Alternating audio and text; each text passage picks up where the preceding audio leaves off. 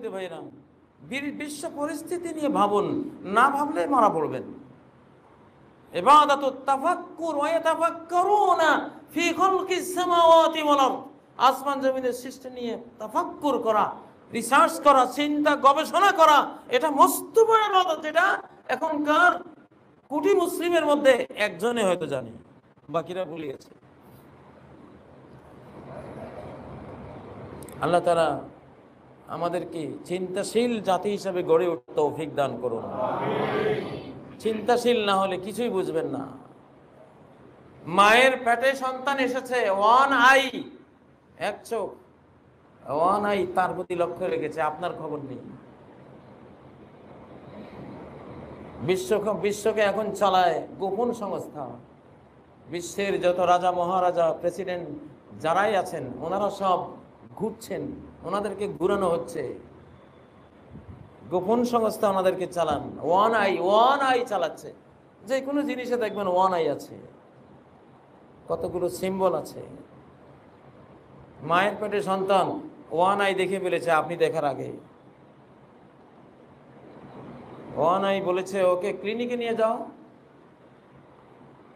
ঘরে জন্মের ব্যবস্থা করো না, সমস্যা হবে। ওরা জানে ঘরে জন্ম হলে আল্লাহু আকবার আল্লাহু আকবার আজান দেবে। ওয়ান আইয়ের অধিকারীরা জানে শিশু ভূমিষ্ঠ হয়ে প্রথম যে সাউন্ড, যে শব্দ তরঙ্গ তার কর্ণকুহর দিয়ে প্রবেশ করে, তার হার্ট ব্রেইনে ঢুকে, এই সাউন্ডটা জীবনে কোনোদিন কেউ ভুলাতে পারে না। ওয়ান আইয়ের কুশীলবরা এটা জানে। আমি একদিন জন্মের পরে আজানের এই কথা বলছিলাম একটা ইউনিভার্সিটিতে বসে, জগন্নাথ বিশ্ববিদ্যালয়ের তখন মূল পরিচালক উনি সেখানে ছিলেন। উনি শুনে বলেন, হ্যাঁ ওস্তাদ, আমি 100% বিশ্বাস করলাম আপনার এই বক্তব্য। উনি বলেন যে আমার একটা ছোট্ট বাচ্চা আছে, আজান দেওয়া হয়েছিল তার জন্মের পরে। এই শিশু যখন আজান হয়, মায়ের দুধ খাওয়া বাদ দিয়ে শুধু ওই দিকে তন্ময় হয়ে থাকে। কারো কথা শুনেন, সে যখন একটু বড় হলো, আজান শুনলে আর তাকে ঘরে রাখা কারো পক্ষে সম্ভব না, দৌড়ায় ওদিকে। কায়কোবাদ সত্যিই তো বলেছেন, কে ওই শোনালো মোরে আজানের ধ্বনি, মর্মে মর্মে সেই সুর, বাজিল কি সুমধুর, আকুল হইল প্রাণ, নাচিল দমনী। কত সুন্দর কথা। এটা তো সায়েন্স। ওয়ান আই এরা জানে যে মুসলমান যে আজান দেয়, জন্মের সাথে সাথে প্রথম সাউন্ড শিশুর কানে যেটা যাবে সেটা আল্লাহু আকবার। এই সাউন্ড ওয়েভ যখন তার কান দিয়ে তার হার্টে গিয়ে নক করে, তাসজিলান আবাদিয়ান খালিদান, এটা হলো চিরস্থায়ী এক রেকর্ড, এটা আর হারাবে না।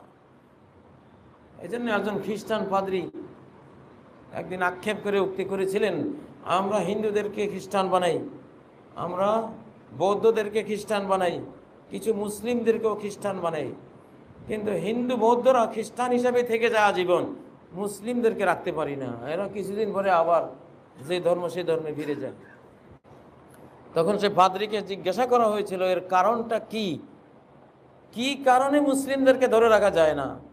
সেই খ্রিস্টান পাদ্রী বলছেন, আমরা অনেক স্টাডি করেছি, অনেক গবেষণা করার পরে আমরা যেটা বুঝেছি যে একমাত্র জন্মের সাথে সাথে যে আজান দেওয়া হয়, চিরস্থায়ী রেকর্ড করে দেওয়া হয় সাদা দিলে যে ছিলটা তাওহীদের একত্ববাদের ছিল মেরে দেয়, এই কারণে এদেরকে সরানো যায় না, রাখা যায় না অন্য ধর্মে। তখন ওই পাদ্রীকে পরে জিজ্ঞাসা করা হলো, তো আপনারা এই আজান থেকে শিশুদের বঞ্চিত করার জন্য কি সিস্টেম করেছেন? হ্যাঁ, সেটা করে ফেলেছি। এখন আর শিশু এমন ভয়, এমন প্রোপাগান্ডা চালিয়েছি যে শিশু জন্ম মাত্র এখন ক্লিনিকে, হাসপাতাল, আর ওখানে কে আজান দেবে?